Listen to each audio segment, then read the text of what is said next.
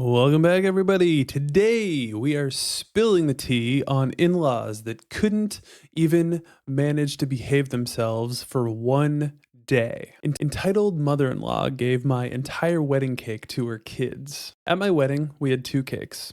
The pretty little wedding cake and then the sheet cake for everyone else to eat. It was our wedding day, nothing fancy, which was perfect, and everything was going smoothly. I looked gorgeous in my dress, new husband looked amazing, perfect weather, etc. We had an outdoor wedding in the afternoon, and after the ceremony we did the cut the cake bit. Everyone cheered, and we invited people to go get started in the food line. Then our photographer pulled us away to get some last pictures before the sun started going down. We were gone for maybe 10 minutes and then came back over for the cake. We get back and the entire cake is gone. I can't believe it. I look around and see entitled sister-in-law sitting at a table with her six kids, each with giant pieces of cake. And I mean giant. The entire cake split into 7 pieces for her and the kids, and they're all wolfing through it fast. I say to her, hey, did you take all the cake? New husband and I haven't even had any yet.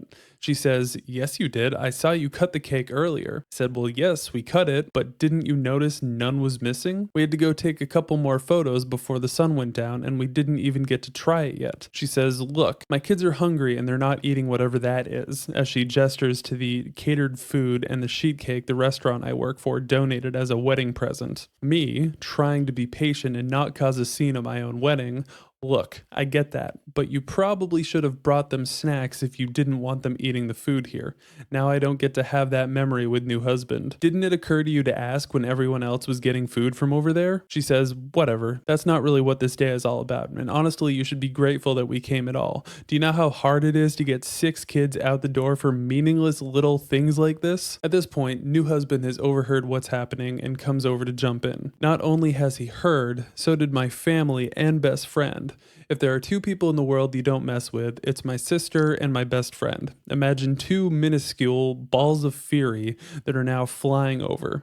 Entitled sister-in-law is now looking horrified as all of them are yelling in her face. She turns absolutely beet red before huffing. See if I ever come to one of you people's weddings again. How entitled do you have to be to try to feed the entire cake to your 6 children? And truthfully, if you didn't think that they were going to be interested in the food that was available at the wedding, I can certainly understand that. Picky children are absolutely a thing, but bring snacks for them. Don't take the entire wedding cake and try to feed it to them. I don't even understand what goes through some of these people's minds. That time my mom tried to steal my wedding to renew her vows. I recently got engaged and my mom was excited, maybe too excited. She then started hinting that her 25th wedding anniversary was coming up and how perfect it would be if she and my dad renewed their vows during my wedding ceremony. I laughed it off thinking she was joking. Turns out she wasn't. She's now demanding we split the event so it can be a double celebration for her.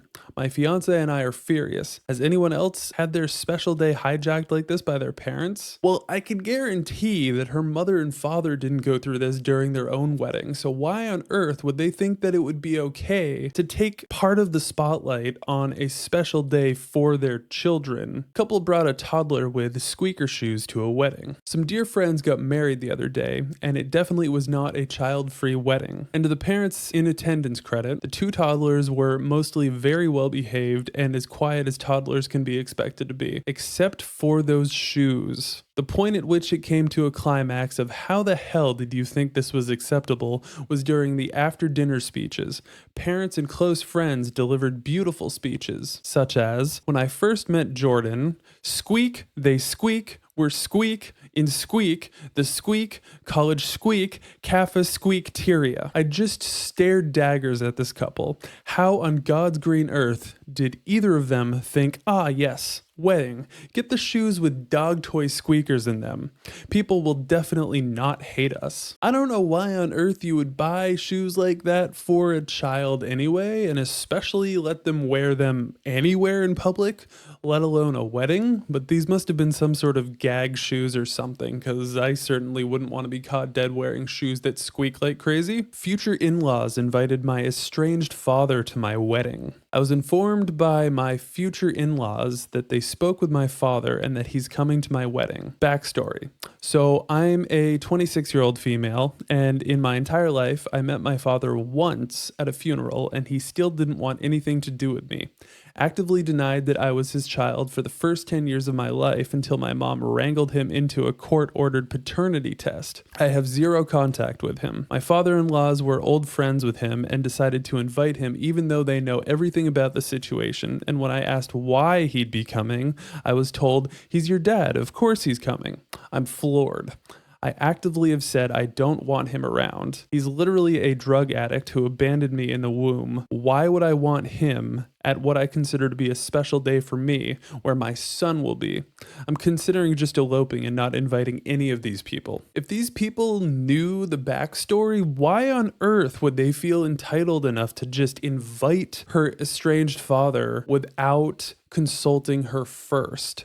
I can understand where they're coming from, where they think that a father should be at the wedding, but clearly, if the story is as bad as she's saying it is, why would they not at least talk to her first and actually figure out whether or not she would ever want that despite all of the circumstances? Stepmom wears white to the wedding. So I was at a wedding today that was a mess from the word go.